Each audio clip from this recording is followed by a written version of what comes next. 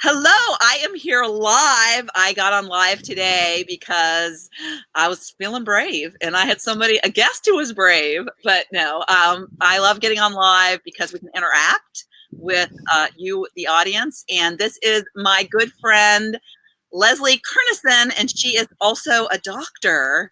So she's got some credentials. And Leslie is specializes in geriatric medicine. And when I first met Leslie earlier this year at an event, I immediately loved what she's doing and you're actually, and we'll talk about this later, but she's bringing her business online. So you think, medicine, you go to the brick and mortar, but Leslie's, she's helping people online, which I love. So, and I have a mother who's in assisted living. And I'm by myself. And so I don't have a support network at all. And so I immediately thought of what a great need. And I wanted Leslie, even though most of my guests are people who are going through their own midlife transformations, I wanted to bring Leslie on or Dr. Leslie, because, we at midlife don't know how to navigate this stuff. And as I said in my post, it's uncharted waters for us. And when you can talk to other people who are going through the same thing, I think it makes such a difference. And so, Leslie, I'm going to share this into my other Facebook group. So why don't you just go ahead and do a little, I'd love to know like how you got into medicine and just share a little bit of your story. Yeah. Well, Lori, thank you so much for inviting me to talk with your community. So, I'm Dr. Leslie Kernisan. I'm a geriatrician, and I've actually had a website for a little over 5 years called betterhealthwhileaging.net. Mm-hmm. And so basically, in going into medical school, I was really interested in primary care and in kind of like helping people with their lives earlier. And then that sort of brought me into helping older adults. They were the ones who often, had the most things going on medically, but also had, families that were involved. And so there was this whole, it wasn't just about the whole person, but about the whole family. And I really liked that. Mm-hmm. But I was interested in why healthcare often doesn't work really well for people. I mean, I think a lot of people's experiences with the healthcare system are disappointing, Mm-hmm. and that they find it hard to get the help and support they want from their primary care doctors and before things get kind of bad. And so I was studying healthcare quality. I wanted to make primary care better for older adults and their families. Mm-hmm. And then this was 11 years ago. Somebody I just met, out on the street, I had a small baby, asked me what I did. And I said I was a geriatrician, a doctor for older people. And she said, "Oh, I'm a writer for a new website that's for boomers worried about aging parents. And we're looking for doctors to answer questions. Would you be interested?" And I thought, oh, well, my favorite part of doctoring is actually like talking to my older patients and their families and kind of like coaching and supporting them, right? And, really engaging with them in that partnership. And so I thought, well, if there's a good online resource, I definitely want to know about it so I can tell people. And so I went to look at the website, and I didn't think the health information was very good. So one of the things we do in geriatrics is about adapting healthcare. It's the art and science of modifying healthcare so it works better for older people and their families. And so I looked at the information, and it was very stock health information, like diabetes, like for people of any age. And really, we would manage diabetes differently as people get older. Mm-hmm. So I didn't think the health information was that good, but I thought, oh my God, people go looking online. Of course, they have all these questions. And I could see the questions that people had, whether it was about their own health or about their aging parents. And I thought, well, I know lots of things about this, right? There are things that we would tell you as geriatricians, as people who are trained in this.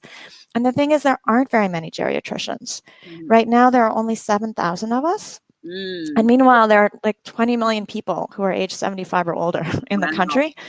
Wow. So it's like one of us for every like 3,000 people, 75 plus. Mm-hmm. And then actually what we know is actually really helpful to people even more in their 60s. Not that you're frail. Most people aren't frail Mhm. or declining in their 60s, but your body's already changing, right? Mhm. So you're already becoming more sensitive to medication side effects.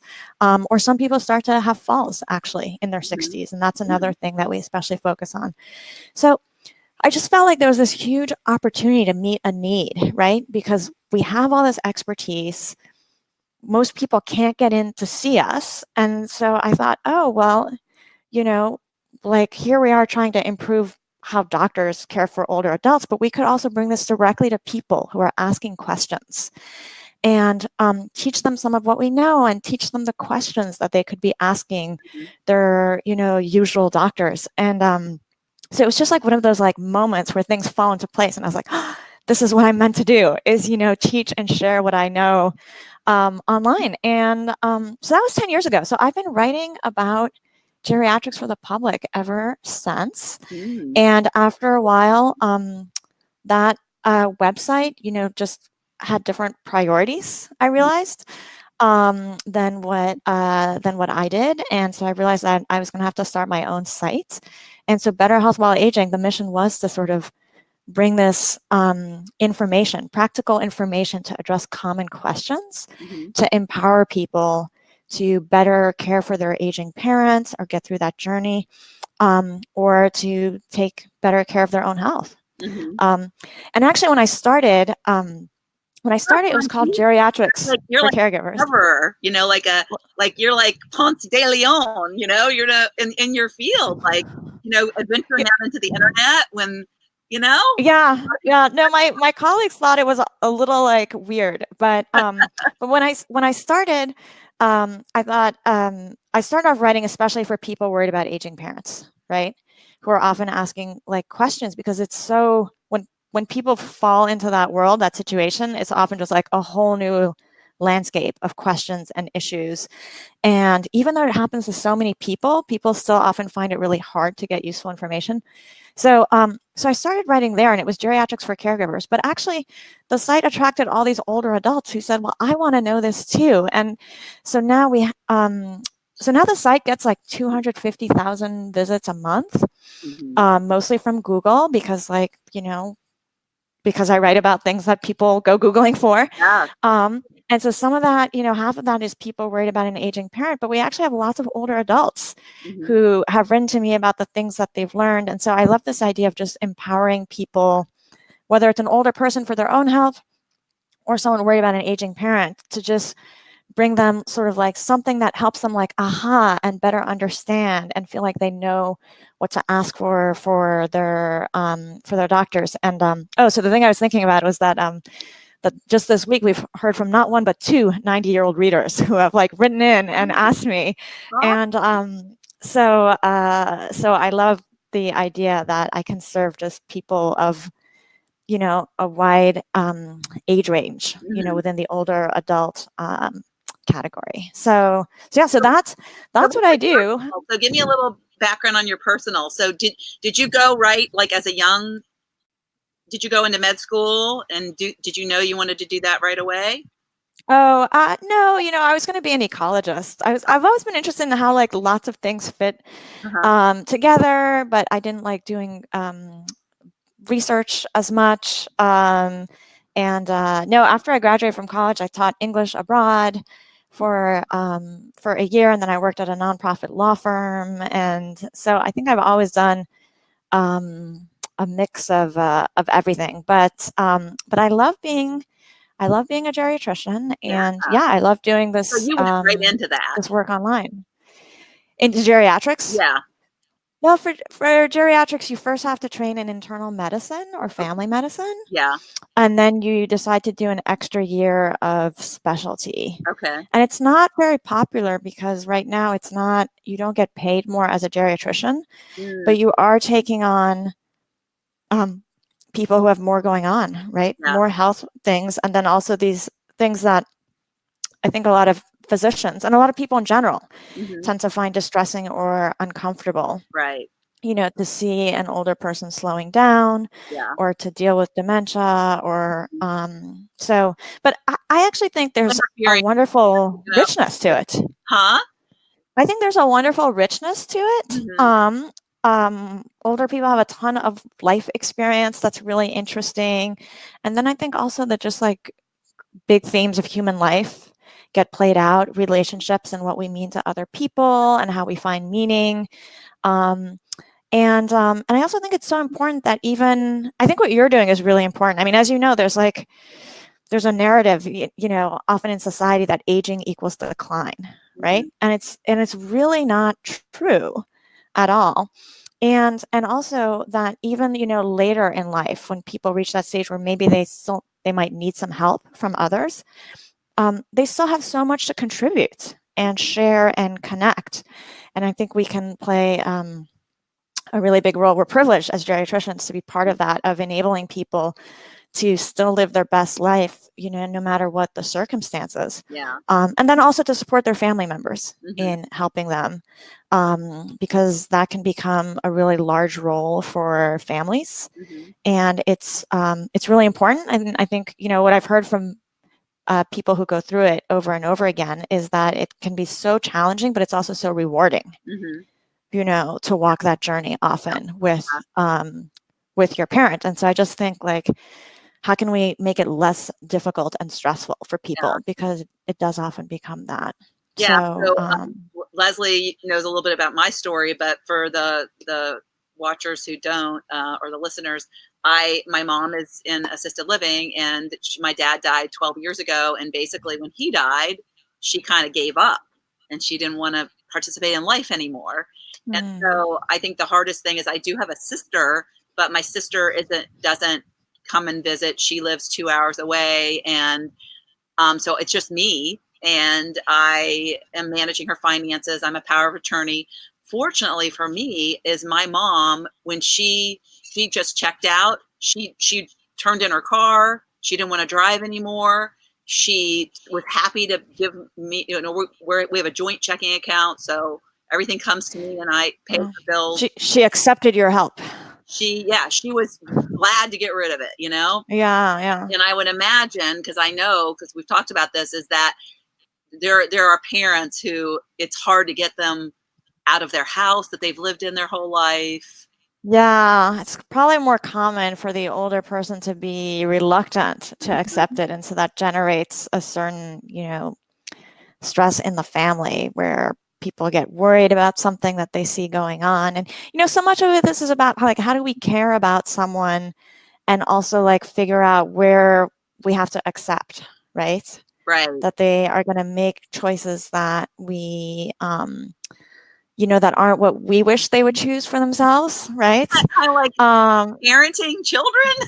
yeah, I mean, in a way, right? Yeah. That thing about how like we're gonna be connected and try to influence somebody, but still also like recognize that it's not always for us to. Try to like impose. Mhm. I mean, the reality is we can't, like Mhm. impose the outcome that we want, but we can show up for people, right, in a way that's really important Mhm. and meaningful. So yeah, so since I had seen so many people struggling with this journey with their aging parents, I did have this idea years ago of like, what if I could create like a group environment where we would help people through that process. And I was actually inspired by my own parenting experience, because when my daughter was born, we wanted a good pediatrician, and we asked around. Since I'm a doctor, I could ask all like my doctor network, and everyone recommended this very established pediatrician at UCSF in San Francisco, where I am. But of course, she's wildly popular, and she wasn't taking anybody new. Mhm. But what she said when we contacted her is, well, I only take people if they'll be in a group. So Mhm. we were put in a group. We were with 5 other families, 5 other couples, and everyone had had their first child the same week. Oh And wow. we went through it together, because, so much of that stage Yeah. is about learning the role, right? Your Yeah. new role as a parent, Yeah. and like understanding what like this infant is signaling, and all the rest. And so she would kind of teach it to us as a group, and we'd be teaching each other and exchanging ideas. But she was that expert resource to Mhm. kind of point us in the right direction and answer questions. And I remember thinking, that's so like amazing. Like, is there any way we could do something like that in geriatrics? Now it's more complicated with older parents. There's so much more varied, right? Like Mhm. little infants all start mostly the same, Yeah, you know, that's true. unless there's something really worrisome with their health.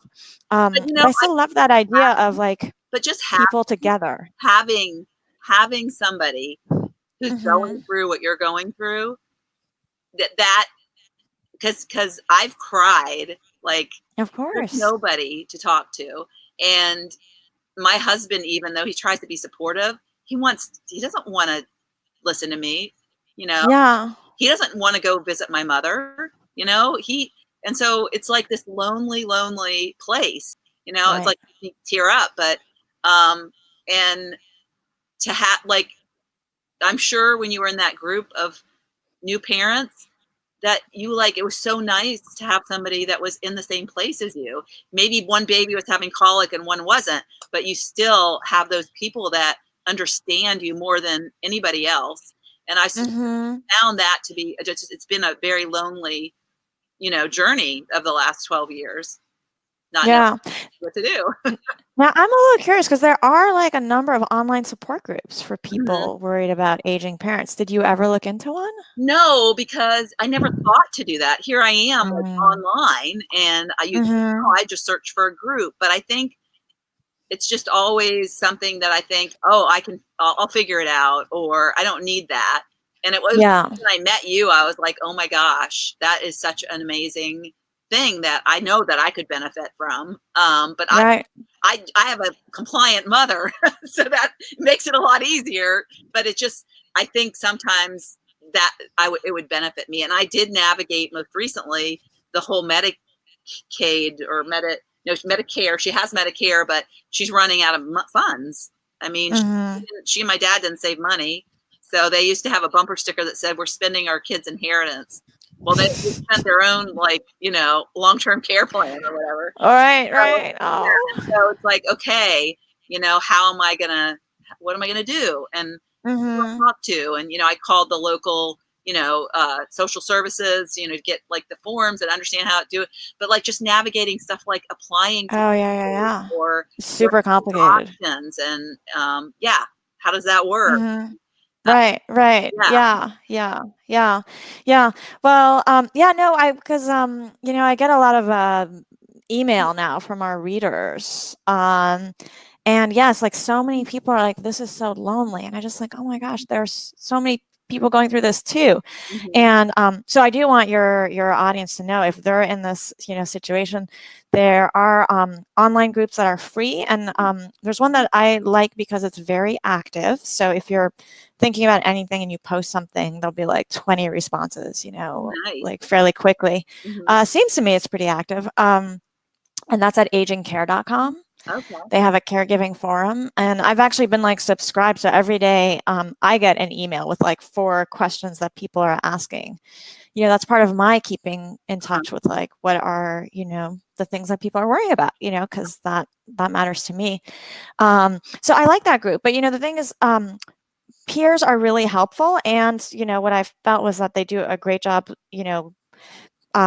Coming up with ideas and morally supporting, encouraging each other, but that there's not that, input of what I might tell them as a Right. geriatrician, or, we have colleagues known as geriatric care managers. They're now called aging life care professionals who, have special training in solving all kinds of problems that come up for older adults and families. So, the navigating to apply for benefits that you were saying, or convincing an older person to accept some help in the home, or to, make a move, or, I mean, they're professionals who, they have to have a degree first in like nursing, gerontology, social work, or therapy, and then they have to do extra work and training in like troubleshooting those practical problems. Hmm. And people don't know that they exist. you Hmm. know Right. People will be like, my mom's refusing this, the doctor's not doing anything, nobody can help. And I'm like, well, no, there are people like out there who do this. Hmm. Um, and so they know a ton of things. And actually, my favorite way to work in my consultation practice is teamed up with one of them, Hmm. right? Because a lot of the reason why older adults start to need help from their adult children or from other people is because there's a health thing going on, right? I mean, that's like, um, that's underlying, and for the kind of practical problem solving of like, how could we bring help in the home, or what would be like other options for moving, or how can you negotiate this conversation with somebody who's like really reluctant, or what kind of benefits are you eligible for. They are great partners. So I thought it would be really cool to have like a peer support group with expert input from somebody like me and these geriatric care managers, like a group with superpowers. And so we were actually able to start it this year. I'm super excited, a helping older parents membership. And I was able to recruit some experienced geriatric care managers. And so we're doing that right now as a way to try to like provide people with that ongoing extra support to figure out how to navigate this, to get help and support with all the difficult, feelings. I mean, people are often feeling guilty, feeling worried, feeling frustrated because they really want something for their parent that their parent doesn't want. It's there's all kinds of things, and so that's been like super fun and gratifying to do. Yeah. Should have my do not disturb on. Somebody has a question, so oh yeah, we'll get those questions, but when we have a break. So I don't want to interrupt any kind of thought process that. No. So, but when I decided to create this program for people helping older parents, and told my own audience about it. I have an email list and we have our readers. We had people sign up, but we actually had several older adults who wanted to sign up because they want to be proactive about their own aging, or they may have gone through the experience of helping an older parent and they want to figure out how to like take care of themselves and also prepare things so that their own children don't go through something similar. So that's wow. That's something that I've been thinking about. They've been asking me for that for a while. Is once we we started the membership earlier this year, so we're still like figuring out exactly how how it can work. But I really love this idea of helping older adults feel empowered about their health and to kind of like feel like they can take charge a little bit more about their aging health journey. And feel confident that they've taken steps that are going to make it, more likely that they can live the fullest life that they have. Because you don't want your life as you're getting older to be all about your health, right? But health is one of those things that health and abilities, being able is something that I think we kind of take for granted until suddenly it gets jeopardized, right? Right. And yeah, for most of us at some point, it will be, we will have health problems or difficulties with abilities. That's if you get lucky enough to live long enough, right? Because the alternative is a sudden accident. I think I really feel that with the right help and support, people can have that be manageable so that they still have lots of time and energy to be contributing and participating, which is what most people want to be doing. So I'm really excited to work on that. Yeah, social connections. What I've read is this. Yeah, people who are more socially connected, whether it's online or going to a senior center for some activities. And I know, like I saw my mom today, as I told you when we were talking before we got on, and they were doing lawn darts. They were throwing these little lawn darts in a circle, and they have this new woman. She's been there probably about 6 months, and the thing that always sometimes tugs at my heart is some of these people that work there, I feel like they don't want to be there. Like it's a job and they can't wait till like leave. And I think it's hard to get help maybe, but this woman she's like 57 and she is the nicest, most, just so friendly and happy and encouraging. And I'm like, she is somebody who should work with older people because she brightens their day. I wish that there were more people that were aligned with that kind of work that actually work with people. Yeah. Difference. Yeah. No, it's beautiful. It's beautiful work to be doing. But, I think in some ways it's, yeah, it takes, not everybody gravitates towards it. But I think also people often don't have the right, like, training and coaching and I support, agree. right? Yes. I mean, in a lot of places, just like in our schools, the teachers often have classrooms that are too big, Hmm. and are just like not given the support they need to Hmm. do the work that, they went into it wanting to teach. I think likewise, um, a lot of people who are working with older adults are, the environment is just not supportive enough. And it's really something for us to think about as a society Right. is, you know, can't we sort of invest a little bit more into supporting the people who do this work and into just like making other changes that would overall make our society more supportive of people as they were getting older, right? Hmm. So that it shouldn't be crazy hard to get the adaptations that you need Hmm. to make it possible for you to keep living your best and fullest life. And Hmm. right now we're not really doing that. We're not really supporting family caregivers who play a huge role in Hmm. supporting an aging parent. We don't have workplace policies that support them. The Hmm. healthcare system, instead of being helpful, is like a whole other set of gauntlets. So I think there's really a lot that we could do, Hmm. you know.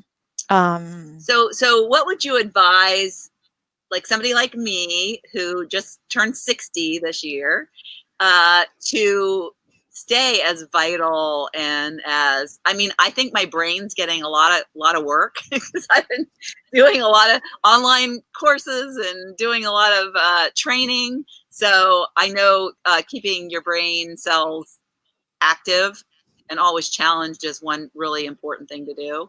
yeah. Well, yeah, I mean, agency, like having something that gives you like purpose Hmm. and agency and meaning, right? So I think, one doesn't want to tell people how to spend their retirement, but I think some people definitely like take on a second, get really immersed in some kind of project, whether that's a new kind of, job or part-time job or a volunteer opportunity or, something social in their community. Some people really like dig into that and other people kind of are hanging out more. And I think either one can be fine. But yes, if you can like find some way to like contribute and be part of something, Hmm. um, I think that's really good for the brain and for the health and for morale, and also just makes this wonderful contribution to society Hmm. and enables people to benefit from the many skills and talents that older adults have. So I think that's really important. Otherwise, there are some sort of like common sense things that we recommend in terms of maintaining one's brain health. So, being socially active and intellectually engaged is really important. And also, there are medications that actually slow down the brain a Mm. little bit that, are good to spot and stop using. Mhm. One thing that people don't realize is that sometimes they've been taking a medication for anxiety or for sleep for a long time. That's not great for the brain. Ooh. Now, when you're in your 60s, you like have enough brain reserve in general that you can like tolerate something that's bringing you down a little bit and still be okay. But everybody, like every decade we get older, your cells have just become less resilient, and for some people that happens faster and for some people that happens more slowly, but everyone's cells are less able and resilient 5 years later than they were 5 years before. That's just like the biochemical process of aging. So I think in one's 60s is an opportunity to look at anything you've added to your health that might be creating an additional strain and Mm. think about shifting that. So this 60s is when I encourage people, like if you are using medication to sleep, you know um or it's especially like the benzodiazepine for anxiety, things like Ativan and Xanax. Mhm. This is a great time to like to do that work of learning to taper off and find other ways to manage your sleep, anxiety, mental health things, because there are other ways with therapy and practicing habits, and the problem is they take time and effort. And because what happens to us in geriatrics is we end up with people, who are like in their 80s, who now are having falls or who are having memory and thinking problems. And now it's quite hard to get them off that medication because they just don't have like the energy to go through the process, right? So I think, getting things kind of like really tuned in at a better level. Also, exercising, of course, is super important. Another thing people don't think about, but I think is important, is learning to be kind of proactive and knowledgeable about any chronic health conditions you have. Like, I think people are often a little bit passive, like, I'll leave it to the doctors. From a quality perspective, that's not great. We actually know that, like, most of the time, like half the time, the things that should be done aren't being done, and other things, extra things that are unnecessary. And so I think that's a good time to learn about that before you have a crisis. And then, I mean, you want to do everything you can to stay vital, and planning, doing some planning ahead, so that if you got sick or if you start to decline for whatever reason, your family would have like the groundwork laid to be able to know how to step in and help you out. I mean, all these people who are in the membership struggling for a reluctant older parent, that's in large part because people don't plan for this, right? Of course, like, no one wants to like think about a time when maybe you couldn't drive your car, or like we're making mistakes with your finances. But and some people, believe that if you think about it, that makes it more likely to happen. Right. Now, I'm of the school of thought of like, if I plan for it, it'll be less likely to happen, right? So when it's overcast, I take an umbrella because I'm like, it's the days that I have an umbrella that it doesn't rain. So yeah, I think that's a good point. There's nothing like having to deal with an aging parent as a lesson that you need to like plan for your kids so they don't have to deal with that. You think that. Yeah, but a lot of people just like turn away from it. And I think, again, this is a little bit about like, can we become as a society more accepting of people of different abilities and levels of independence, right? Because what we often do is we live our life as if we're fully independent and able, until something happens, and then we get shunted into a totally different part of society. Yeah. Right? And so there's a geriatrician who I've had on my podcast, Dr. Bill Thomas, which maybe some people in your audience have heard about, but he's really pushing for kind of multi-generational environments and multi-able environments, right? That we should all get like more used to it, so that it doesn't become this like fearful thing that you hope won't happen to you, and suddenly you get like changed into this whole other part of society. I mean, the reality is what that does that look like though? How, like, when you say is it like multi-generational living in one house, like some? Well, so first of all, you need living environments that are, kind of universally designed for people of lots of different abilities. Right? Oh, I gotcha. So you're not like segregating the aging to this 50 exactly, over so that it remains, so that it's possible to stay where you are, even as you start to experience changes. Got it. In your health or abilities, right? So that's number one. Number two, you have to be like willing to live with people of different ages and different abilities, which it's funny. A few years ago, my husband was granted a sabbatical leave, and I was doing a lot of my work online. So I wound down my consultative practice, and we moved to a small town in France for the year. And what was really interesting to me was that over there, they had this cultural tradition of every year doing like a year-long party for people who are turning 10, 20, 30, 40, 50, 60, 70, 80, 90, even 100, and it was a sort of throwback to a time they had started this tradition because young men used to get conscripted into the army when they were 20. And so like 100 years ago, the young men were like, we're going to like party for 3 days before, and then the next, people the year after are like, we're going to do that. And then eventually the 20-year-olds were turning 30 and they're like, we're going to have a reunion party. And so it turned into this, thing where and 2 decades, it sounds like.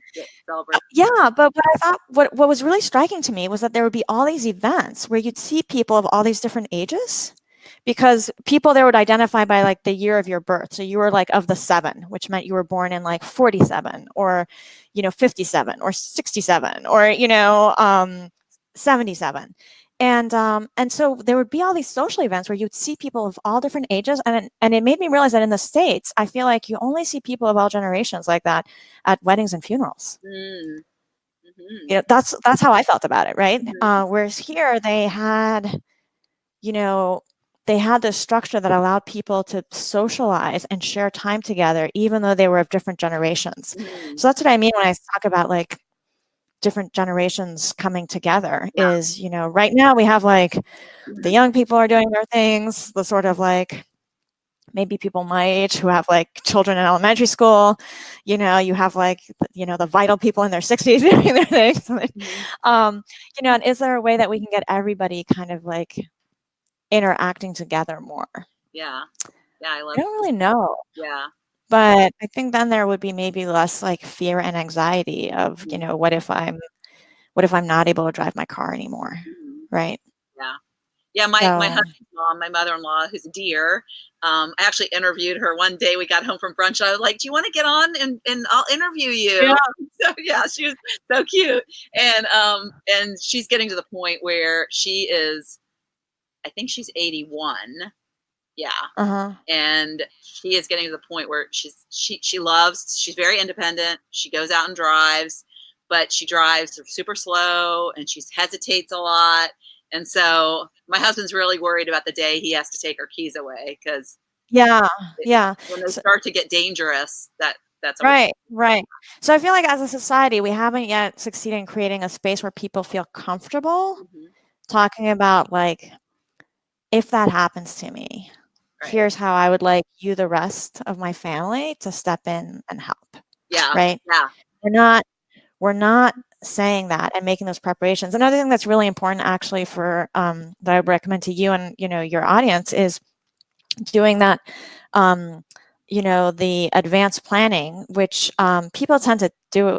I guess you can do some of it with attorneys, but it's not just like what you would want if you had a health emergency, but it's actually giving someone else permission to intervene in your legal affairs, Mm. right? To Mhm. be able to help with your finances or your other affairs if you were either injured or if you were to slowly decline and Right. not be able to do it anymore, because we have a lot of members who get stuck with that. And if their parents Mm. didn't do a power of attorney before, Mhm. families end up having to go get guardianship, Yeah. right? Yeah. Which is like a I have terrible, my college. expensive Yeah. process My that college hangs your. roommate is dealing with that. Her biological father, he did not raise her, but he's been in her life pretty much since she was born. But he's suffering from early stage Alzheimer's, Mhm. and it's just kind of a mess because he doesn't want to let go of anything, but Mhm. like Yeah. losing Yeah. his mental faculties, and yeah, so that's Yeah. really tough because Yeah. Yeah. he never put any of that together. So yeah. Yeah. So, no, somebody, I guess a year or two ago, I wrote a series for Better Health While Aging that was called like the Healthy Aging Checklist. Partly because someone had asked me about a parent older than you, but it was like my 75-year-old parent, is fine, but what should they be doing, right? Yeah.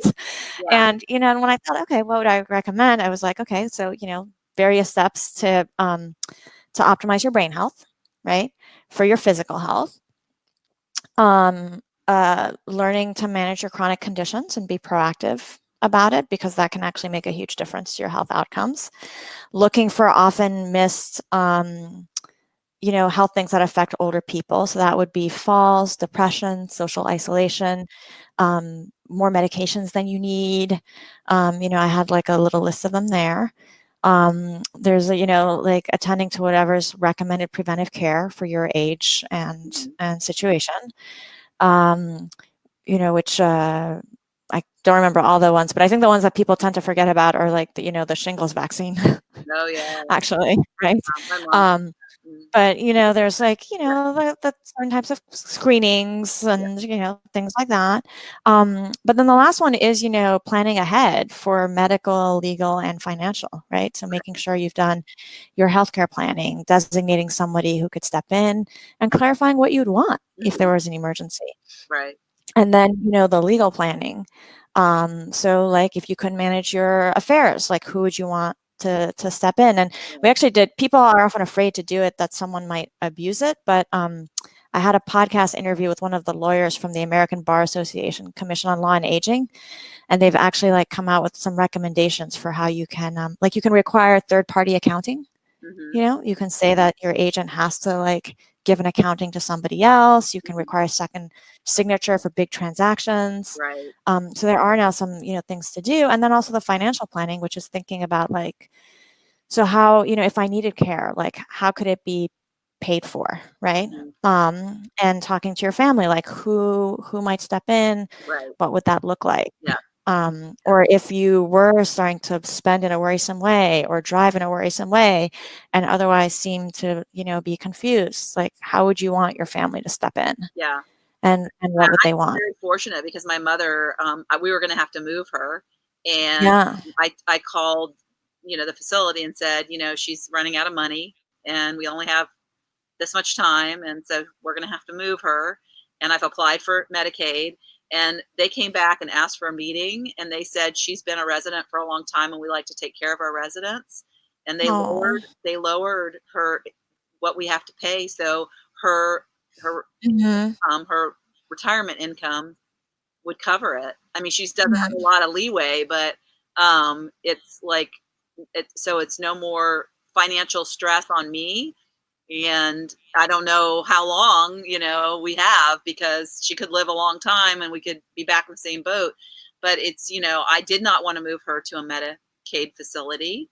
And she is in a good place right now and she's happy. And I was really worried that that would set her back. And yeah, Yeah. so Yeah. Oh, that's so great that I know. And you that never it worked out. know, like, just ask for help and see what Mhm. you have to move because of finances, see what they can do. I mean, she's been there, going on 4 years. So, yeah, Yeah. they That's so wonderful. yeah, Yeah. that was great. So, well, Lori, thank you so much for having me today. And I have to say, I love what you're doing. Actually, just providing inspiration and encouragement for people Mhm. to follow a dream at Mhm. this stage in life. Because I think otherwise society doesn't necessarily encourage Right. people who are retiring or have become grandparents to just like dream big. And so I love that you're doing that. Yeah. Like really I fun to see you interviewed working on this I this year. yeah, and it's funny you should mention that because I just interviewed one of my college besties, and the reason I interviewed her is because she's 59 and she was diagnosed with actually stage 2, but then moved to stage 3 cancer when she was 50. Oh. and Mhm. the conversation was about, like, she's about to enter her 60s, and she, like, life is beginning for her because she has a Yeah. clear free, and she's just getting a divorce, which she thinks the cancer diagnosis kind of expedited that. So Mhm. like, I want to inspire people that, like, you are like so much of life ahead Oh, to yeah. celebrate and to Mhm. just learn and grow. And Yeah. I'm not slowing down. Yeah, yeah. No, that's fantastic. Yeah. Well, did you say there were some questions for me? Well, I'm gonna have to go soon, yeah, but I'm happy to take a few questions if there we are have a few some. viewers, but there's just a comment, and somebody asked what I'm doing if hit a cat. So I don't know what that means. I don't know if they meant hit Okay. a car or they actually hit a cat. I don't know. So Yeah, I don't think yeah, it's really yeah. relevant. Mhm. So, but if anybody is watching the replay, feel free to ask a question, and I'm happy to, find out and ask Dr. Leslie. But where can they find you? Where, like, if they want to follow you or get information Yeah. about your membership community, where would they do that? Probably the best way would be to visit the site, betterhealthwhileaging.net. And, you can check out BetterHealthWhileAging.net. betterhealthwhileaging.net. Or they can Google me, and that will take them to lots of Better Health While Aging Okay. um, pages. We should have like an announcement right on the homepage right now about the Helping Older Parents membership, Okay. if anyone is interested in learning more about that. And then otherwise, we have a lot of people just sign up to get, updates from us. And I send out an Right. email every Yeah. 2 weeks Yeah. with a helpful article. Yeah. And You did a workshop too, didn't you? So, yeah, I just did a workshop about helping resistant aging parents. So sometimes, I do a free workshop or yeah. Q&A call Yeah. on a topic or, We might do some related to just some health conditions that people often have questions about, like falls or blood pressure. Yeah. We might do one of those sometime soon. And then there is a podcast on the site. There's a little tab that says podcast. Okay. So I don't maintain I mean, I have a Facebook page. We post it occasionally, but for me, most of the things are happening on the site, and we have a large email community. Is what we do, and then I also answer questions that people post as comments. Yeah. On the site. So yeah, I love being on your newsletter because it's always valuable information. Yeah. It's like well, thank you. nice to be, there's Well, actual things you can learn. And yeah, they're they're written on a variety of topics, and it's usually some kind of aging, health, or caregiving issue that I had a lot of questions about. So, yeah, yeah, it's been nice over these years to just hear back from a lot of readers about how this or that helped them. yeah. And I'm just glad to be a part of empowering people, because I don't want people to spend all their time thinking about their health. And I think just, being proactive and taking reasonable, steps, or if you are having health issues, learning to, to advocate for yourself more effectively, and the questions to ask, I think it can just save people, a lot of hassle. Yeah. And I want people to have the best health possible so that they can, have the best aging possible. Right. Yeah. So, yeah.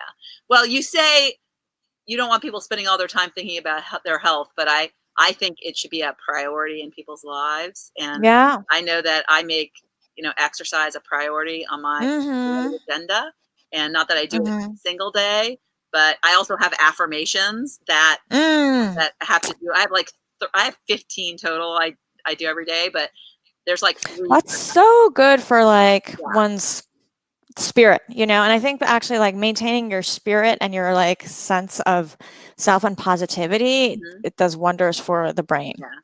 Yeah. And also just makes it easier to connect with other people. Yeah. Right. Yeah. And so to remain, engaged and connected, which is what we humans are meant to be doing. Yeah. Engaging and connecting with others. Yeah. And so I have an affirmation on making that I eat healthy, and I pick the foods that fuel me energized. And then I also have one that on exercise that I feel so, exercise is I don't want to do my exercise, but then you feel so good afterwards, and you're like, why don't I always do this? And so I my affirmation reminds me about how I'll feel, and how it burns the fat, and I a reminder of that, So anyways, because as we get older, we get looser and less toned, and so so I think I just and resistance exercises become more and more important as we get older. Walking by itself isn't enough. Right. So that's what I often tell people. It's great to walk. You should walk, and doing something that generates resistance is really important. Yeah. And then also flexibility. Yes. Yes. Yes. Yes. Yeah. And I was never flexible to begin with, so it's anyway, and I thought of this when we were talking about this earlier. When I was in Toronto last week, and we stayed at a bed and breakfast, and I love staying because you always meet people, and it's you learn about them. And this woman, she was 63, and she got pregnant with twins at 40, and so she left her corporate training job because she always wanted to do fitness. And do you know that she got up from the breakfast table and she showed my husband, because he won't listen to me, he showed her, she was really knowledgeable. I mean, almost to the point of do you have an occupational therapist background or what? And she told him how to keep from falling. As you age, you want to make sure your feet are strong enough, and there's actual exercises to keep yourself balanced, or you're I guess there's things in your feet that start to deteriorate or shrivel up, or anyways. And so she had him go through some exercises, and he was weak in certain areas. So it was really fascinating. So worried about falls, that would be something. Yeah, you can teach them how to do their foot exercises. Sure. So all right. Well, thanks so much for being here and doing. Well, thank you for inviting me. I know your membership's going to be amazing and going to help so many people that Oh, need. thank you. Yeah. Yeah. Thank All you. right. Thank you so much. Okay. Take Bye. care. Bye, Lori.